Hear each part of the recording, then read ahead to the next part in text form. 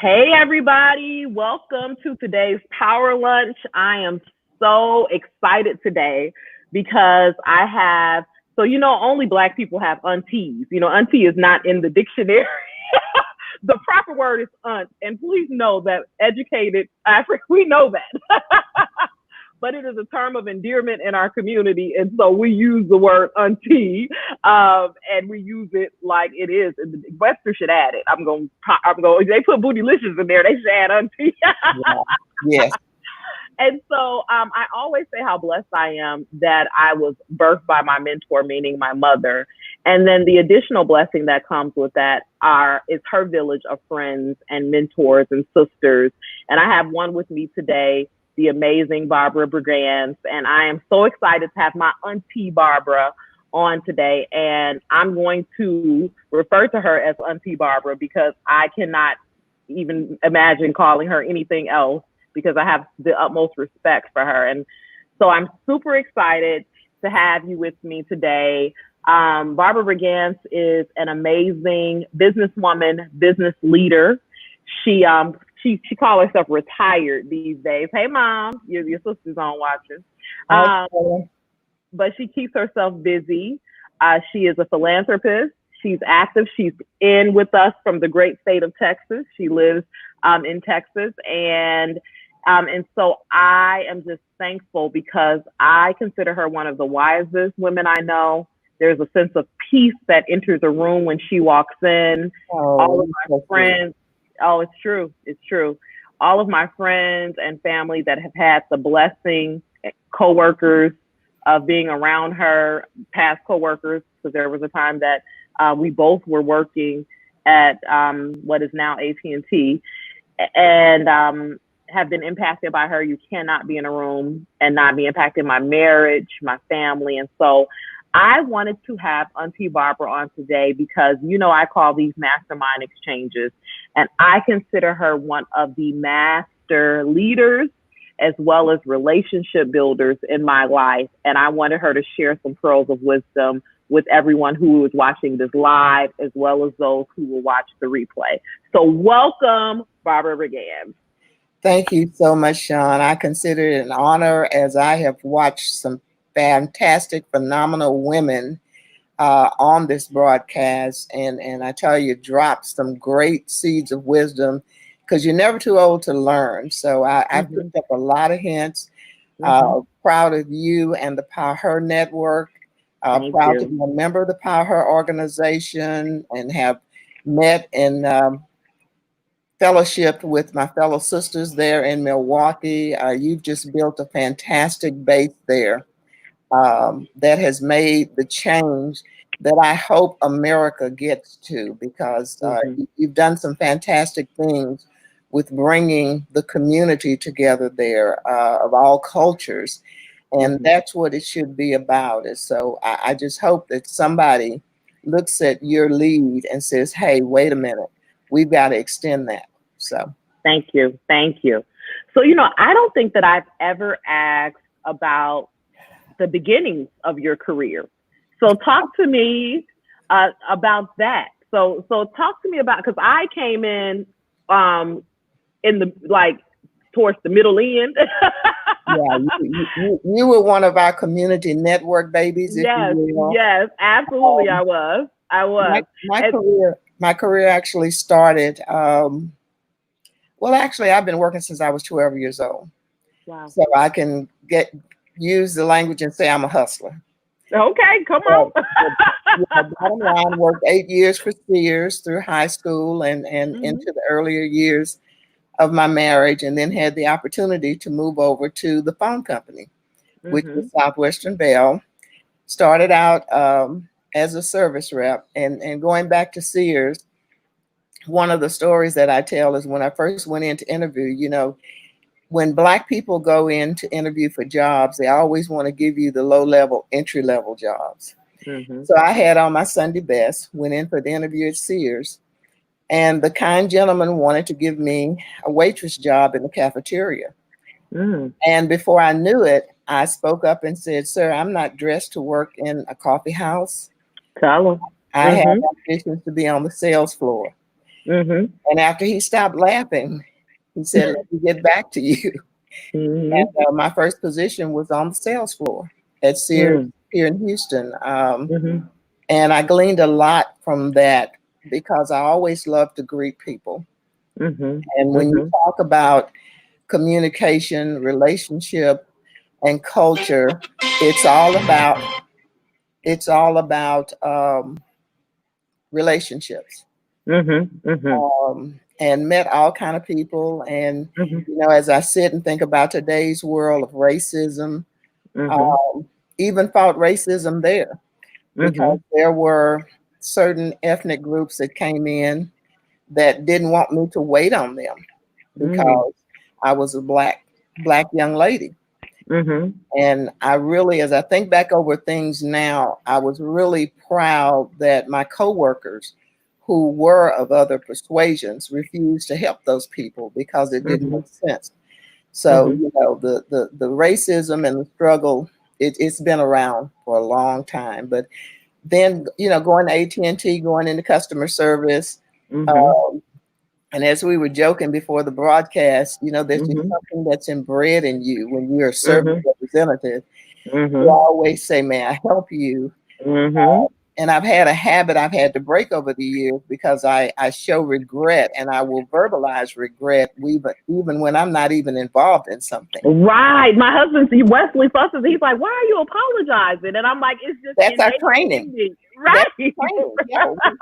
The old service rep creed, you Right. listen, you understand, you write it down, the Right. S88, 88, how many people remember that?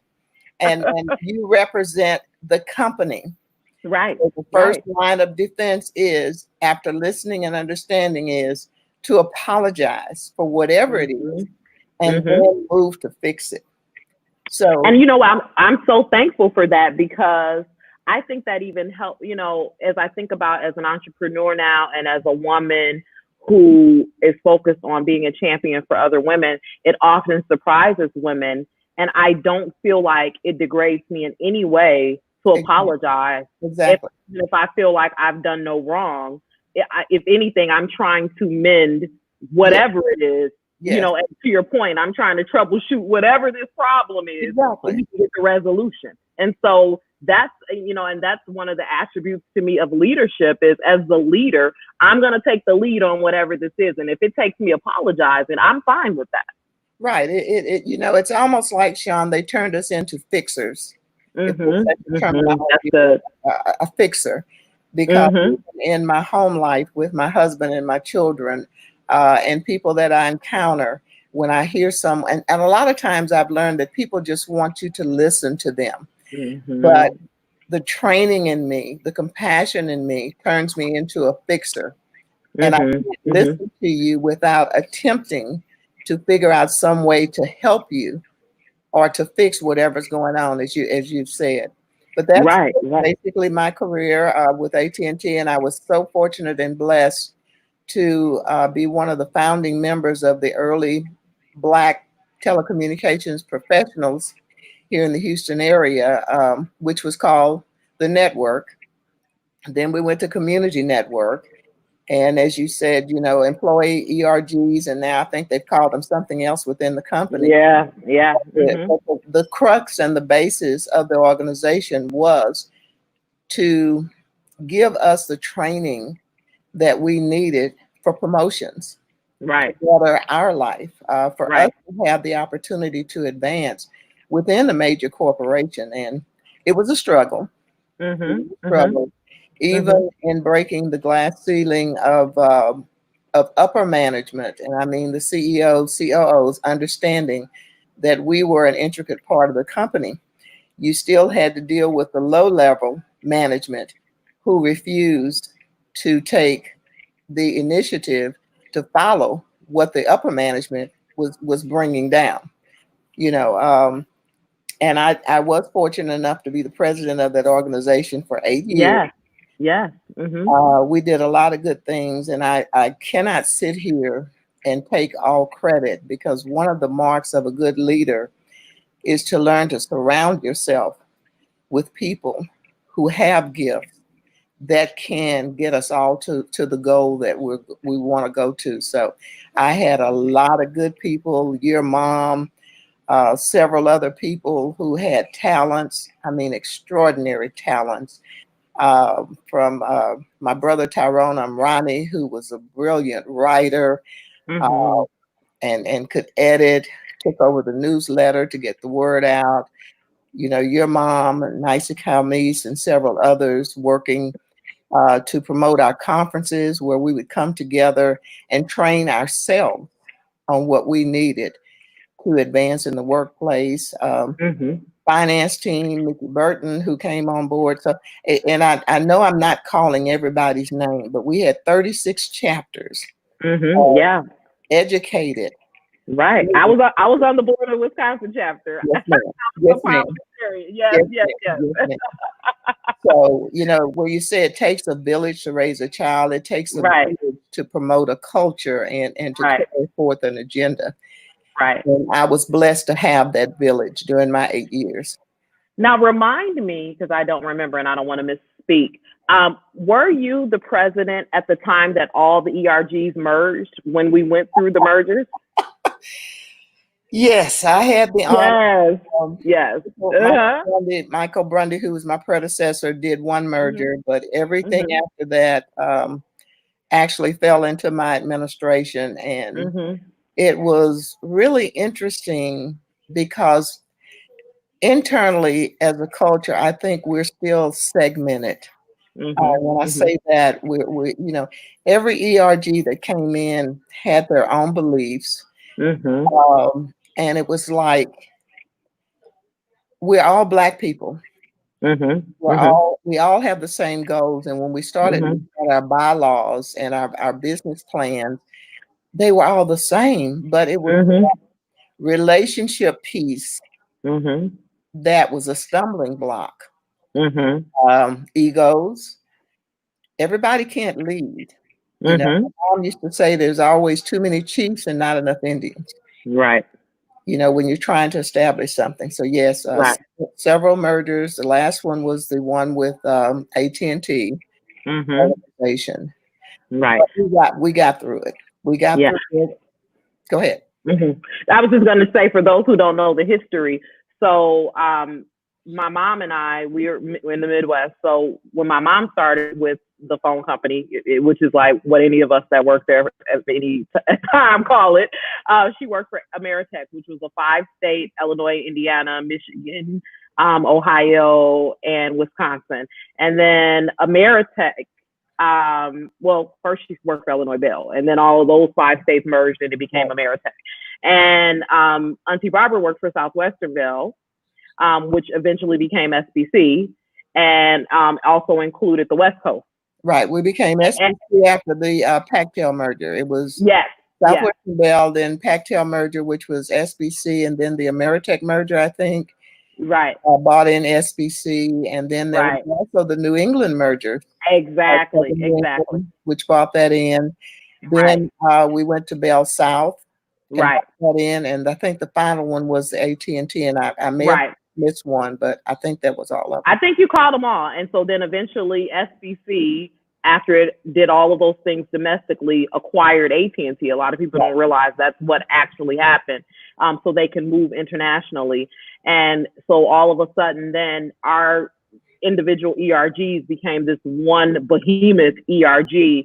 And Barbara was the president. And and I was blessed. We started having these amazing national conferences Yes. as a merged ERG. And any young professional watching that works for a company of decent size, ERG is an employee resource group, and there's typically one for women, for every ethnicity, for the LGBTQ plus community, and so you get engaged with your ERG. I got engaged as a young professional. I ran to get on the board. I did the work, and it really helped grow me as a leader, and it helped position me with the company nationally and gave me exposure. And so don't just look at that and say, and I think me and someone else, another guest I had on last week, we talked about this too, about the importance of that as you're growing your career. Like if there's opportunities, I think it was Karita, that's the vice president for the Bucks, and I were talking Chicago, and Aunt Barbara and my mom would have me running to do whatever for But with that, I also got to eat lunch with Les Brown and meet Susan Taylor and Angela Davis, and I wasn't even 25, and so it really impacted me. Yeah, we did. We had some phenomenal backings externally with some phenomenal people, but I also must say internally, our Black executives were very, very helpful in supporting us, and not only Black executives, because at one point, when diversity came in, you had to learn to work with all executives, and I found that Mm-hmm. the door was open from all executives to work with us and promote us. So that really helped us in achieving our goal, which was to educate ourselves to be promotable and to basically promote the company. Because in our communities, whatever action we had or whatever event we had, we represented AT&T. So it was Right. free marketing. And at one point in our business plan, we did show where the money that we saved because we trained ourselves, and with the marketing that we did, Mm-hmm. saved branding dollars Mm-hmm. for the corporation. So after we in our business plan brought that to CEO Randall Stevenson, all of a sudden Mm-hmm. volunteer hours became a big thing. uh, Mm-hmm. there was the added value there. So there are a lot of firsts that the Black ERG Community Network, now network, Mm-hmm. brought to Mm-hmm. the forefront of corporate America. And if you're That's in a good. corporation and you don't have such an organization, I would encourage you to look to starting one because, Mm-hmm. as I Mm-hmm. said, the relationships and the communication that I gained from East Coast to West Coast has just been phenomenal. The Mm-hmm. friendship still exists today, even in Mm-hmm. retirement and Mm-hmm. even in our personal business. If there's ever a roadblock and I know someone in that state or that city, I can always call and say, "Hey, do you know such and such?" So it works. Networking builds your net worth. Absolutely. And I worked for a company that definitely did not have a presence for minorities. I was one of the first and the few. And so they had a women's ERG though. And so I got on the board of the women's ERG. And if I would have stayed with that company, my hope was eventually to start an African American ERG as they were hiring on more. Hopefully they have since I've left. And so it may start there, but I wanted to be involved. And even through that, because I was the only Black woman on that women's ERG, I was able to give us a voice within that company, and it positions you, to your point, in front of leadership. Now, I want to shift gears for a second, because while you're out being the president, while having a regular job still at the company, because just know the ERG piece, that's not, that wasn't her job. No, no, you still had to put in Right. the 9 to 9, and I'm gonna Right. due diligence to your position. Right. Yeah. The president of the network is not a paid position within No, it's a not. corporation. That is a heart. That is heart. That's soul's work. And so, but there's this misconception, I believe, amongst women, especially women of my age and younger, that we can't have a career and flourish and also have a partner with a career that flourishes. And your husband is also a very successful businessman. So I don't want to tell all your business, but if you want to tell your business, whatever part of your business you want to tell, let's talk about that a little bit. Yes, my husband was an executive for a major corporation here, Mhm. and decided to go into business on his own. Mhm. And God has blessed us in franchising since 1998. Mhm. So and in supporting that, my support started out kind of minimal because I was still working full time, of course, and raising a family. I do have Mhm. beautiful children. Mhm. So, you're juggling all those balls and doing all of that, but it all melted together. And on top of that, I was actually back in school pursuing my bachelor's degree. Mm, So mm. kind of like several tentacles going at the same time. But Right, right. we were very supportive of each other. Um, we were, one of the goals that my husband and I set was to be sure that we were a learned family. Okay. And we did not, we looked for every opportunity, not only for our children, but for ourselves to Mhm. glean that learning, educate ourselves, and to be sure that our children had the opportunities that they needed, whatever it was, so that they could Mhm. not be enticed, if you will. Because Mhm. one of the things that I see is that we have too many young people that are enticed by money, enticed by Mhm. travel, enticed by materialistic things. So in gleaning the family or grooming the family, those were some of the things we looked at. And yes, we have been very successful in business. And recently, in 2007, we diversified from one franchise and went into another. Mhm. And as God blessed us, the only opportunity was in Florida. Mm. So, and once again, the door opened up where we could go into the KFC franchising in addition to the Subway franchising. And of course, that's my daughter was already ingrained as operations, helping her dad with Subway. So I actually took on the KFC part of it Mm. and moved somewhat to Florida to get that started. And 9 years later, we're still successful with that business. The businesses here in Houston are doing great, even with COVID, because it's a servant business, and people are going to eat. People need to Mhm. eat. So going back to the early training that we talked about of the inbred of customer service, it's almost like it came full circle with the path that God put us on to go into to business. Um, so, great partner. We don't always agree on business Mm. Mhm. methods, but the opposites attract. But we get it, as somebody said, we get her done. Okay. Mhm. Mhm. And so it sounds like, because you talked about you guys setting goals and making decisions.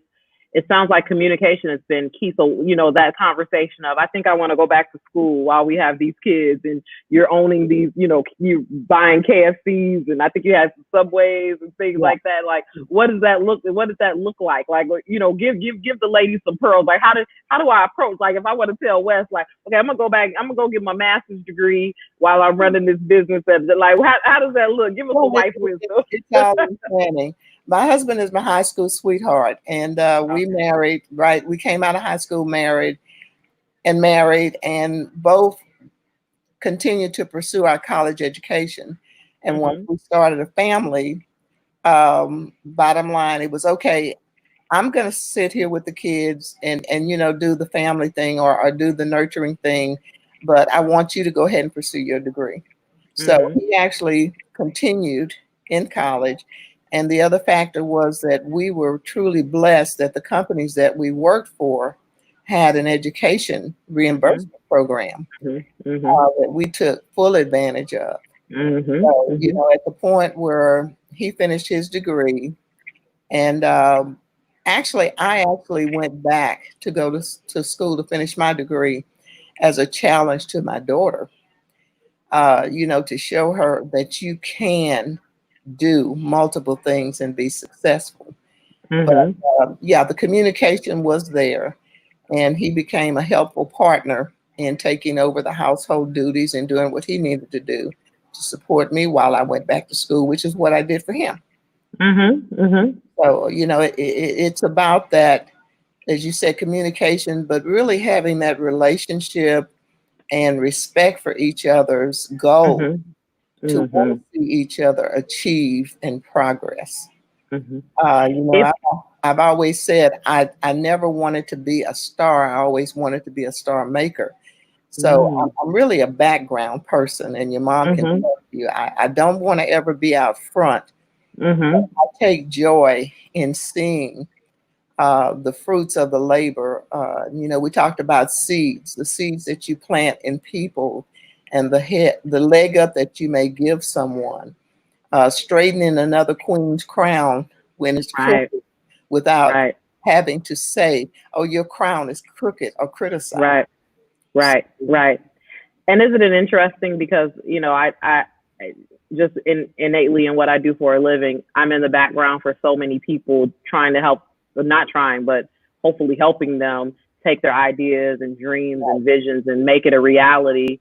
But somehow, some way, in doing that work with a pure heart, you end up out in the front because people want to know who did the work. Exactly, exactly, and it is a pure heart effort, and you Mhm. described it beautifully. I guess Mhm. the cornerstone of my family and so many families that I know of. When you see that your husband has ambitions and goals, Mhm. and not only your husband but your children, your relatives, Mhm. you try to Mhm. support that. Uh, Mhm. and by any means necessary, if you will. And Mhm. yeah, it may be a couple of sacrifices that you have to make on your, Mhm. but when it all comes to fruition, it's worth it. And as I said, I told you earlier, we plant seeds that we may not see in our lifetime, but our Mhm. children, our children's children, or somebody benefits from that. Absolutely. Absolutely. Now let's talk about your family foundation. I want you to educate anyone watching on your family foundation and how that started and tell that story, please. Well, as far as that story, I have to take my hat off to my son OJ and his wife Mhm. Shanda. Uh, Mhm. our story is that our son OJ Brigance, who was a athlete in the NFL, was stricken with ALS, which we know as Lou Gehrig's disease, when he was 37 years old. And in the course of trying to deal with his terminal illness and give him support, he was more concerned for the people that he met with the same Mhm. disease that Mhm. did not have the support or the financial background or Mhm. backing to get their medicines or their treatment or equipment. So he and his wife actually started the foundation.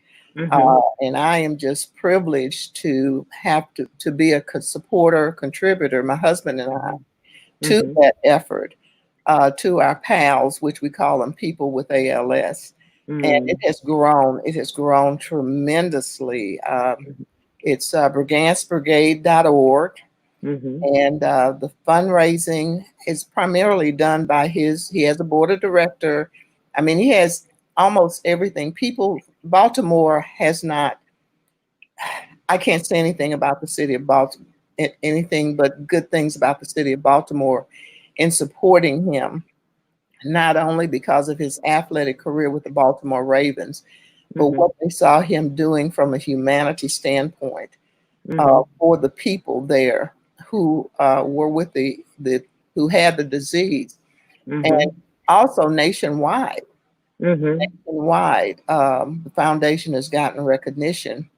And as Mhm. far as the support and funding of it, um, grants, matches, and they do a great big fundraiser. He has a 5.7K race every year, which of Mhm. course he was number 57. So that's Mhm. all after that. And Mhm. I mean, it first started out a couple of hundred people, and now I think we may be close to 2,000, if not more, That's amazing. come out and That's walk amazing. and race the streets of Baltimore and Mhm. pledge in support. And it gives the families of people with ALS hope. It Mhm. really does.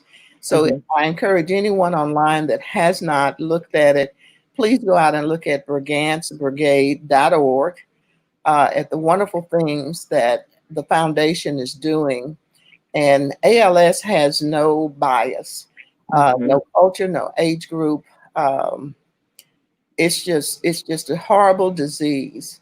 Mhm. And he has brought a lot of awareness and actually a face to it, and has had the fortune of even testifying, I think, before one of the Congress hearings or Senate hearings Mhm. on Mhm. the disease and the willpower that it takes to go through it. So we're blessed that we're 14 years into his Mhm. survival when he was not supposed to make it for 5 years. Mhm. Mhm. So Mhm. again, shout out to the Baltimore Ravens. He's still working Mhm. for the Baltimore Ravens in an administrative position.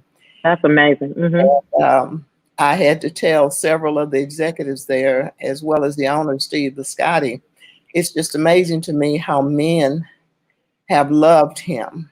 Mhm. And their love and support of him keeps Mhm. him going, keeps him going. Mhm. I think that goes to what we were talking about before we went live too, about the seeds that he planted Yes, prior to getting his diagnosis, yes, and who he is as a person, and who you raised him to be, and who you guys are as a family. And so for him to still be working, for the NFL, for the team he played for, it says so much to who he is, exactly. and the man that he is. And so I love that. I love that, because we don't always, we you think NFL these days, especially as African American, you think about the treatment of Kaepernick, and you think about, how difficult of an organization you imagine it to be versus the freedom that so many NBA players experience. So I love what you just shared, because it sheds a different light on the organization. It is. It really is. They have just been beyond supportive of OJ and his fight with ALS. And as he told us when he was first diagnosed, he says, "Mom, God gave me this gift, and He's going to bring us through it." So we Mm-hmm. believe that. We believe that. And if you ever need any encouragement, he wrote a book. He wrote Mm-hmm. a book, and being immobilized, not, and it's a neurological disease. Mm-hmm. So think about a person in a wheelchair with no capability to move anything but their eyes Mm-hmm. writing a book. Mm-hmm. Wow. Mm-hmm. And it's called Strength of a Champion. Mm-hmm. Is Strength of a Champion, Finding Faith and Mm-hmm. Fortitude Through Adversity. And you Hold can it up. Yes. get Mm-hmm. it Mm-hmm. on Yes. Amazon. And Mm-hmm. it's just a very inspirational read because there's a Mm-hmm. lot of things that he put in here as a mom, as a parent. I didn't know that he went through in his growth process from high school going into the NFL. So Mm-hmm. he shares a lot. He shares a lot of wisdom. He's a Mm-hmm. very godly man, strong in Mm-hmm. his faith. And I think that's another thing that has just sustained not only him, Mm-hmm. but family, Mm-hmm. because not only has our son taught us how to live, our son Mm-hmm. has taught us how to die and how to Mm. die with dignity, having a Mm. terminal illness. Mm. That's so inspiring. So again, the book is, let's pull up the book again. The Strength of a Champion by O.J. Brigance. And this was written by Barbara's son, who is a former NFL player but still works for the Baltimore Ravens. And he does have ALS, and he has an amazing foundation that's brought awareness nationally to the disease. And I love, because some people are just tuning in, that his first thought was, how can I help people who don't have the resources I have, who are also afflicted, with this condition. And so that is amazing. Now let's back up a little bit Okay. to, okay, you and your husband, high school sweethearts. You're working for the phone company. Your husband's running his franchises. He's working in, which is tough. He's KFC, Subway, McDonald's, Burger King, whatever kind of franchise you're in. That's hospitality is tough.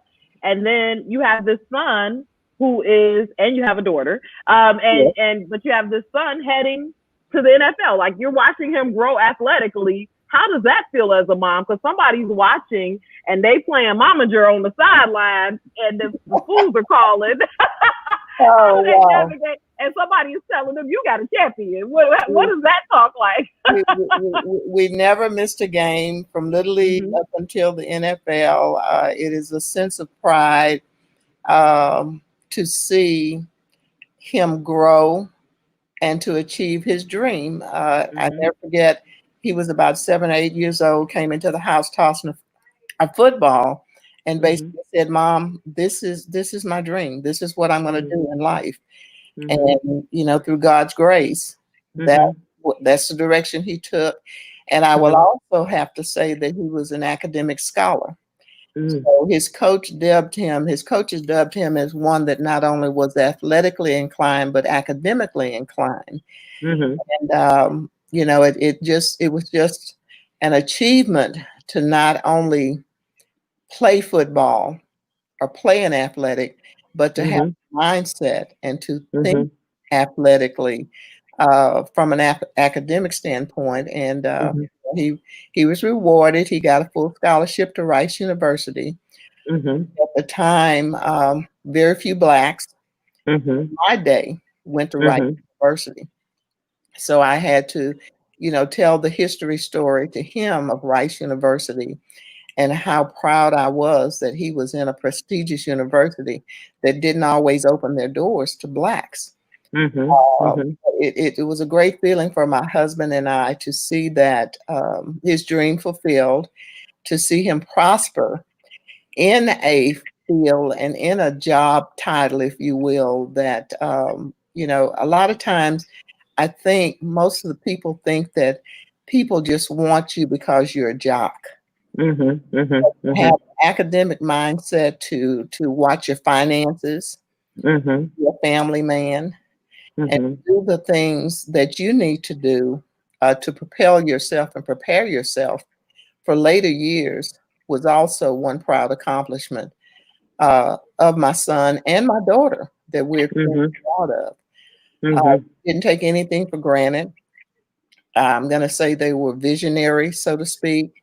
Mhm. They knew that getting on your own brought a lot of responsibility. So, proud parent moment. And of course, we had, the empty nest syndrome where everybody Mhm. went out on their own. And then we had to look at each other and figure out what we were going to do with ourselves. So, it's just kind of like a full circle. So talk about, so you have this career, a demanding career. You're also the president of the African American ERG nationally for one of the largest corporations in the world. You have a husband who's running successful businesses and has staff. You have your daughter, you have your husband, you have your growing family. They're having children. Talk about how you stay grounded, because in this, anxiety and depression, and their women are battling with so much in their mind, and you get the call that your son, who's in the NFL and he is living his dream, has now gotten this diagnosis so unexpectedly. What keeps you so gracefully poised and grounded? Prayer, Mm-hmm. prayer, faith, hope, God's grace that He gives us each day, Mm-hmm. um, and and learning how to breathe, Mm-hmm. learning how to Mm-hmm. breathe, because Mm-hmm. at some point, if you don't put everything in perspective, you lose yourself. Mm-hmm. Mm-hmm. So it's breathing, praying, and never losing hope that God is in control of everything. Because it's in my marriage when I took my vows. I didn't take my vows unto a man. I took my vows unto God. Mm-hmm. So bottom line, I knew He had me. Mm-hmm. When Mm-hmm. things and trials and different things have cropped up, my son's illnesses, as I said, Mm-hmm. my son's first thing to us was, God chose me for this. He's got me. Mm-hmm. I just Mm-hmm. need to know you all support me. So Mm-hmm. keeping everything in perspective Mm-hmm. and not losing sight of the focal point that there is a higher power and a higher being, whether it's Mm-hmm. just the universe, Mm-hmm. that you have to stay in a line with to keep Mm-hmm. yourself grounded. And Mm-hmm. I'm not going to say it's easy because, Mm-hmm. there are days that I have to put myself in. My grandkids laughed at me, but there are days that I would tell them that, Grammy is in timeout. I put myself Mm-hmm. in timeout. Mm-hmm. And Mm-hmm. my time out would be my meditation, my quiet time, reading. And you have to do that for yourself. Right, right. You have to find that quiet spot for yourself, Mm-hmm. whether it's just going in the bathroom and closing the bathroom door. Mm-hmm. You Mm-hmm. have to Mm-hmm. find that spot to say, as your mom would say, woosah.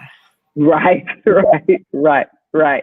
And I guess, I mean, at that, I think for so many, things are hectic around here right now. For me, with what happened, it's like, how do you even? And I love this thought of going in the bathroom. I'll be in the bathroom or my closet later today. My daughter said to me, Gabrielle said recently, your closet is like a room, Mom. She's like, you could lay in here. And I said, she just found solace in my closet. And I said, I need to find the solace she found in my closet. And it was because I had a masseuse come over for Father's Day for West to the house.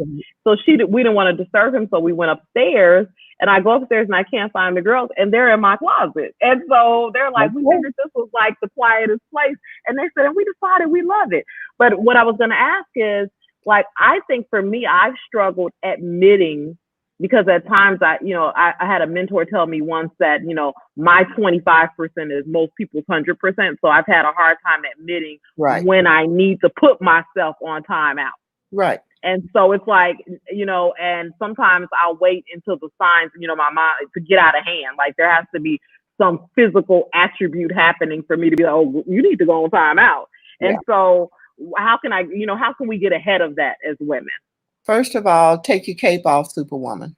Mm-hmm. Take the cape off, take the Wonder Woman bracelets off, and designate at least one day a week to yourself to do something that you love.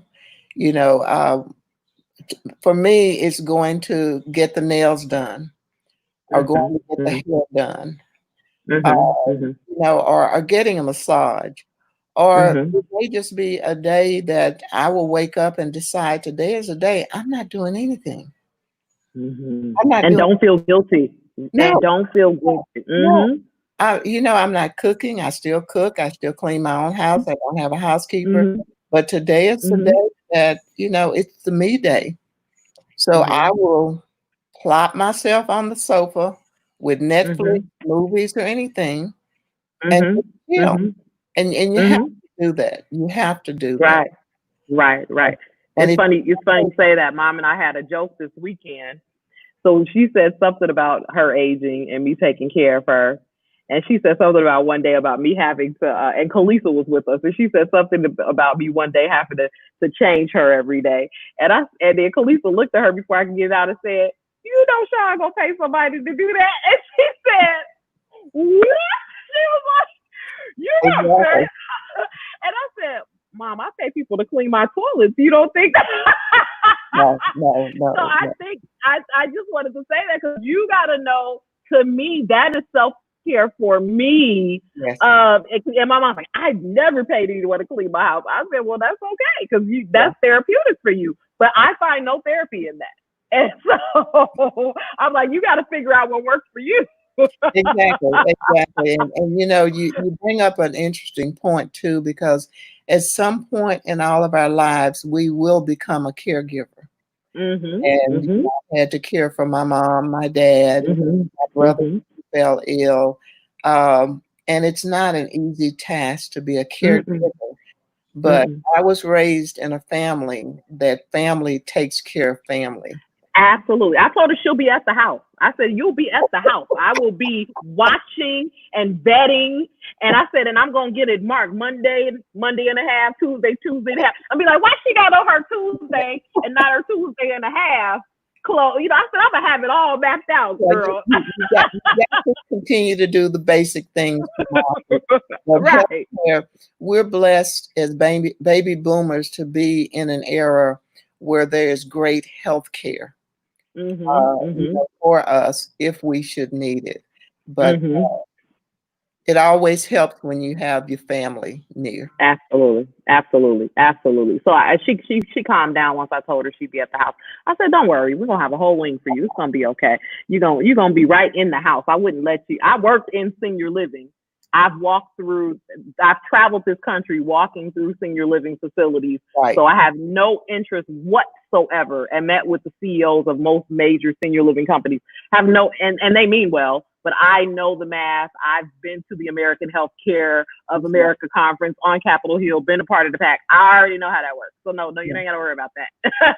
I know how long-term care works. So I'm like, you'll be at the house, but we're going to have some help. And then, so now let's help. You got to have the professional help from a medical standpoint. Absolutely. So yeah, it works. It works. Yes. Now, you and your husband celebrated a big anniversary recently. 50 years last year. This year, August marks 51. 50 years married. Yeah. Oh my goodness. I don't know if I'm just happy Wesley at the doctor right now. And I was like, I'm running away right now. So yeah. And you the camaraderie that we were able to grow individually, but grow together and respect each other's paths, if you will. Parenting is a great bond. No matter what your differences are, you have to come together as a parent. It also helps you to look at other aspects of your relationship. And not going to say it's not been ups and downs. Communication is also a key. What is the old saying? Don't ever let the sun go down. I think that's in the Bible. It is in the Bible. On your anger, yes. Yeah. So it's a building block. We're still building. We're still learning. At 50 years, still building, still learning. Still learning. That never goes away.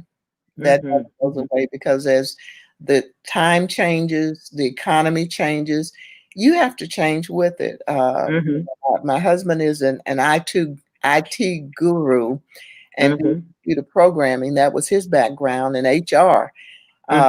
So, he's taught me a lot of things. From a service background, I feel like I've taught him a lot of things. So it's a meshing, and it's learning to get along. And, there's some days where he's in the office and I'm downstairs, and you okay? Yeah, I'm okay. But we still go, our separate ways, but it works. And so to make it work. You guys were high school sweethearts, so you didn't even know who you would become. And so you've evolved through so many seasons of life together. Yes. And still like each other and love each other. And so what's the secret? Because, as each decade happens, I feel like, I evolve as a woman, Wesley evolves as a man. Right. And the man that I met 13 years ago is definitely not the man I'm married to today. No, it's not. It's not. And he's evolving and keep changing. But it's up to you to realize that all things change, What's the old R&B song? Everything must change. Nothing remains the same. So keeping that in mind, and it's a growth process, and to some extent, it's fun. It's fun to change. If you look at your home, if you look at your decorating ideas, as trends and fads and times have changed, you don't keep the same colors in your home or the same mantra in your home, because I know I've gone from my mom's French provincial to traditional to it to be totally African American, and you just keep going until you find that mix and that blend. So same thing with marriage. You just gotta keep working at it, keep communicating, keep God first. That's the main thing. We belong to a congregation that is family oriented. We pray together, we worship together, and we lead together. He is the head of household, but there are times where I have to interject some things, and he's respectful of that. So. For those who just joined us towards the latter end of the conversation, you were here in February at the Power 10, and we talked about this privately, and you mentioned it during this broadcast about the village that was reflected in that room, Yes. of multicultural village, and how the world needs to, we hope that the world will reflect more and more of that type of love and solidarity. Right. How have the last few weeks affected you? Oh, Sean, the last few months Months, have, yes, months. has Mhm. really tugged at my mother's heart. I was Mm. speaking to my cousin who's a minister here. His congregation, he decided to have an I Can't Breathe conference with Mm. just the local leaders here in Mhm. County to talk about everything that we've seen, everything we've experienced. And Mhm. one thing that I told him in his 3-part conference was, where's your mother's? Mm. Mhm. Mhm. Because from a mother's heart to Mhm. see um, the atrocities that are happening, not only to our black males, to our black Mhm. females. I just saw something Mhm. on Facebook. A young lady had a gun pulled on her Mhm. by Mhm. someone who just, was just disgruntled over Mhm. what's going on. Mhm. Racism has been around for a long time, and Mhm. we have blended families. Mhm. And from a mother's heart, it's hard because Mhm. I have family members that are police officers that are black, Mhm. that are Right. white, that Right. are Hispanic. Right. So, and we come together as a family and love on each other. So, Mhm. why can't you see that love in the world? Right. But and I know Right. it's there. We've just got to dig deep. Right. Um, Right. from a mother's heart is hard. And I will say to anyone, if you have not had the talk with your children or your grandchildren, because Mhm. my husband and I had the talk with our grandchildren. They've never Mhm. experienced anything like this. Mhm. Mhm. Uh, Mhm. I'm sure you've had talk with the girls and Right. with your boys. Right. Um, Absolutely. it's And it for them, and the boys are biracial, and so it's an interesting dynamic for them. And they have a 70-something-year-old Polish grandmother who called me in tears saying, "I'm just scared the police are going to kill one of my grandsons because exactly she's got brown grandsons." there's that Mhm. mother's heart. I think back to when Barack Obama was elected, and Mhm. there was a story that I think somebody told about his grandmother, of course, Mhm. white, Mhm. and how she would protect him, Mhm. not realizing that her grandson was black. Yeah, yeah, and that's how the boy's grandmother is. You I mean, know? she's got a yard sign in front of her house with Nicholas's face on it. You Yeah, like that is her baby. yeah, exactly. So it's been hard from a mother's heart Mhm. to see our young men and our young women driven and disrespected. Mhm. But I'm very proud of the younger generation that they're now realizing that they've got to raise their voices and they've Mhm. got to stand in the gap, Mhm. but that they're doing it peacefully. Mhm. Mhm. Okay, they're Mhm. doing it peacefully. Mhm. And despite the agitators, there's Mhm. more peace in the rallies. There's more peace Right. in what's going on. And if you look at the true video of the looting and the burning, it's not us. Right. Right. I agree. I mean, yeah, my sons have surprised me. They've been out protesting a few times a week, every week, peacefully. And my oldest son is a photographer, and just some of the footage that he's captured has been amazing. And even last week, so Wesley's accident. For those watching that don't know, my husband he's an avid cyclist, and he was hit by a car on his bike last week, and he was in a predominantly white neighborhood, Right. and he was hit by a young woman who looked about the same age as our oldest son. He's going to be 22 soon, and she pulled over. And when I got to the scene, she was just beside herself, red, could barely get a word out. And that mother's heart in me, I Exactly. asked the police officer, I was like, "Is that who hit him?" And he's like, "Yeah, she's really distraught." And so there's all these, white people around me, and I start walking towards her, and I don't even realize it because I have my back to them, and they're walking because I think they expected me.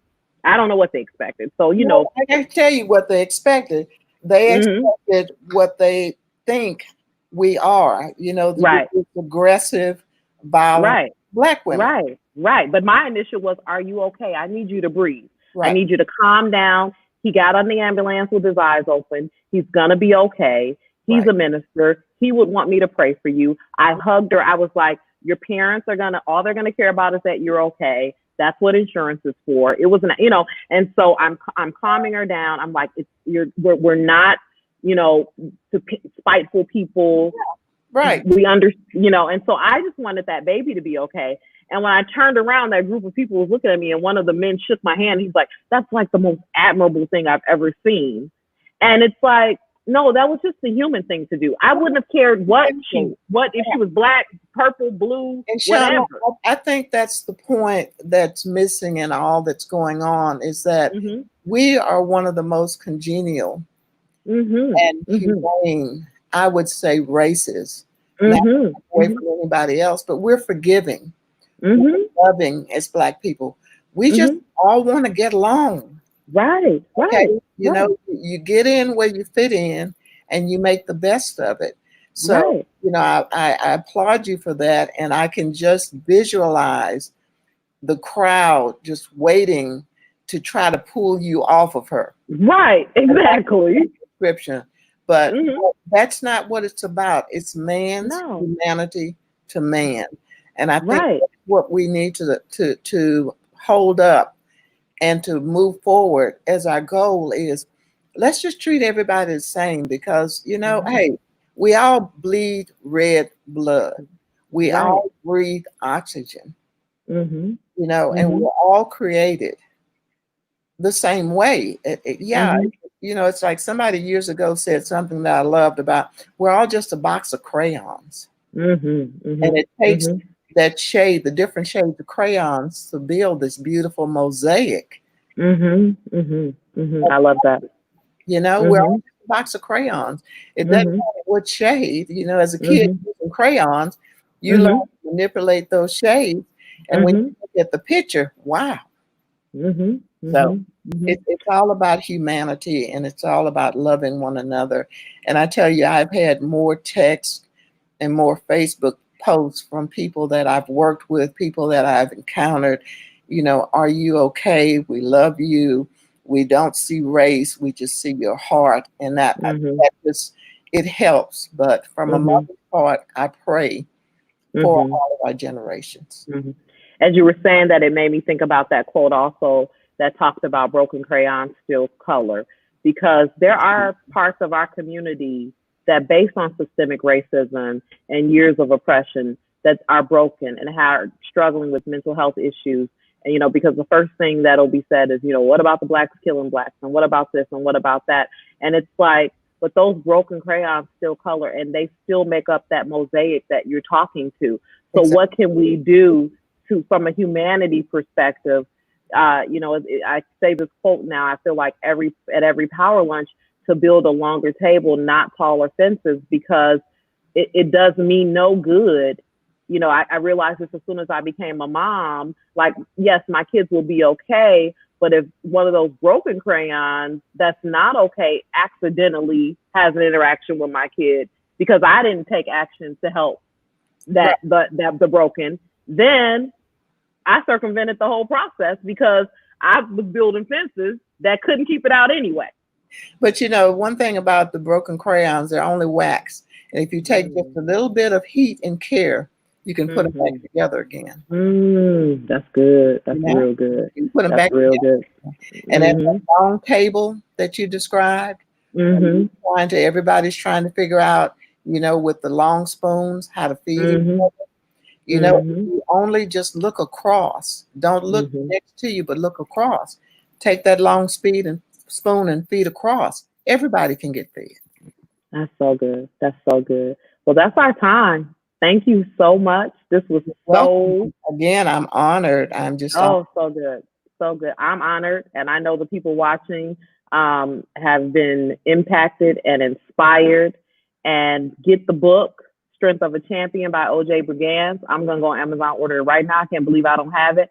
And I don't know if due to COVID, if the walk race is happening this year, but if not, it's been delayed till the end of August, but watch website, brigancebrigade.org, and we even have virtual races set up, so you don't have to be in Baltimore to support. Okay. I want to come to Baltimore with you to support. So we're going to make that happen. I will let you know. All right. That is my promise. I'm coming. Love you. I love you. Thank you. Bye, everybody. Bye. Bye.